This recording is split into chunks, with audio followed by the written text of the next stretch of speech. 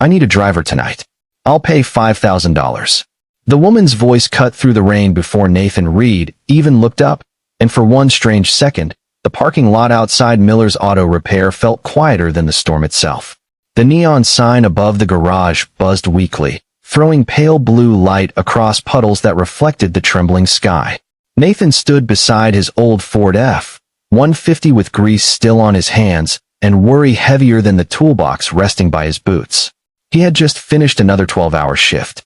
12 hours for bills. 12 hours for rent. 12 hours trying not to think about the prescription waiting at Harper Pharmacy under his daughter Lily's name. The rain tapped softly against the truck hood. Somewhere down the street, tires hissed over wet pavement. Nathan finally turned. She stood beside a black vintage Lincoln, umbrella folded at her side, as if the weather had forgotten to touch her. Mid-30s maybe. Long camel coat. Chestnut hair, touched by rain. Calm gray eyes that looked tired in a way expensive clothes could never hide. You talking to me? Nathan asked quietly. You're the mechanic everyone pointed me to, she replied. My driver never showed up. I need someone tonight. Nathan glanced toward the clock glowing red inside the garage window. 8:47 p.m., too late for extra jobs. Too late for hope. 5,000 is a lot of money for one night, he said. Her expression didn't change. Tonight matters. The answer sat between them like a secret neither wanted to explain. Nathan looked back at his truck. Lily would be home with Mrs. Collins next door. She hated when he worked late. Every night, she left little notes on the kitchen table in purple marker. Be safe, Daddy. Don't skip dinner, Daddy. I saved you cookies, Daddy. Quiet kindness.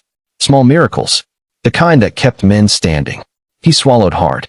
How far are we going? Not far, the woman said softly. Just a few places. The pause after her words felt heavier than the rain. Nathan studied her again. No jewelry except a simple silver watch. No driver. No security. No impatient attitude people with money usually carried into his garage. Just exhaustion. Real exhaustion. The kind he recognized because he wore it too. What's your name? He asked. Evelyn Harper. She held out her hand. Firm grip. Steady. Nathan Reed. Their hands met for only a second, but something strange passed through the silence. Not romance. Not destiny. Recognition maybe. Two people carrying invisible weight. Thunder rolled softly somewhere beyond town. Nathan pulled his phone from his pocket and checked the photo on his lock screen. Lily grinning with missing front teeth at last year's county fair, cotton candy bigger than her head. He smiled despite himself. Okay, he said quietly. I'll drive. Evelyn exhaled like someone who had been holding her breath for miles. She opened the passenger door of the Lincoln, then paused. Thank you, she whispered. Nathan nodded and reached for the keys. He still thought he was accepting a job. He had no idea he had just stepped into the longest night of his life, or that before sunrise, the beautiful stranger beside him would make him question everything he thought success meant. The Lincoln moved quietly through the rain-washed streets of Pine Ridge like it belonged to another world. Nathan sat behind the wheel with both hands steady at 10 and 2 while soft jazz drifted from the speakers at barely a whisper. The leather seats smelled faintly of cedar and something floral he could not place. Outside, storefront lights blurred across the windshield in streaks of gold and white. Evelyn sat beside him looking out the window, silent at first. Not the cold silence of pride. The tired silence of someone carrying too much for too long. Left at the next light, she said gently. Nathan nodded. Where are we headed? She hesitated. Northview Medical Center. He glanced at her for a second. Family there. Her eyes stayed on the rain. Someone important. That was all she offered.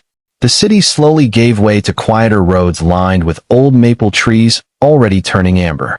Wind brushed leaves across the pavement like scattered memories. Nathan drove without rushing. He always drove that way. Careful. Measured. The way fathers drove when someone was waiting at home. Evelyn noticed. You have a daughter, she said softly.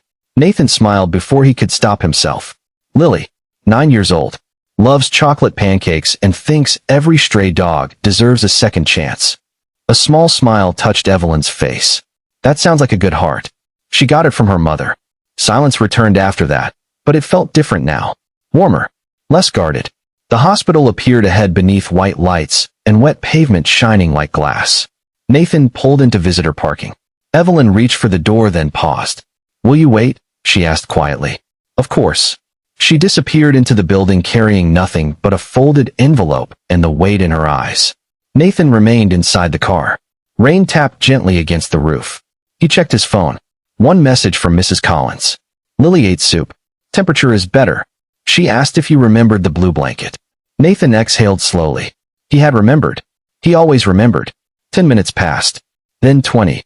Finally, Evelyn returned. Her eyes looked brighter now, but not because she was happy.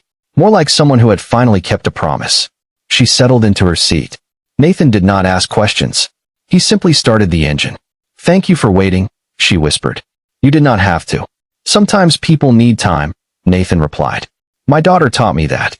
Evelyn turned toward him for the first time since they met. Rain shimmered across the side window behind her. Most people ask what I can give them, she said softly. You keep asking about people. Nathan shrugged lightly. Money helps. But it does not hold your hand when life gets heavy. The words settled between them. Quiet. Honest. Outside, the clouds began to break and moonlight slipped through like grace arriving late, but still arriving. Evelyn looked down at her silver watch. One more stop, she said.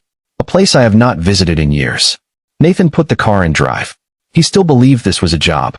He still believed the night had a destination. He did not know they were already driving toward a memory Evelyn Harper had spent years trying to outrun. The road narrowed as they left the city behind. Streetlights grew farther apart until only the headlights cut through the darkness ahead.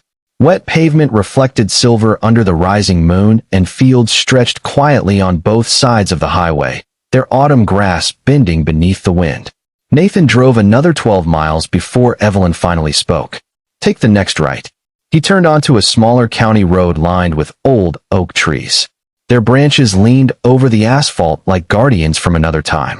A weathered wooden sign appeared ahead. Willow Creek Bridge. Nathan slowed the car. Beyond the bridge sat a small overlook facing the river below. Empty benches. Rusted railings. Quiet water moving under pale moonlight.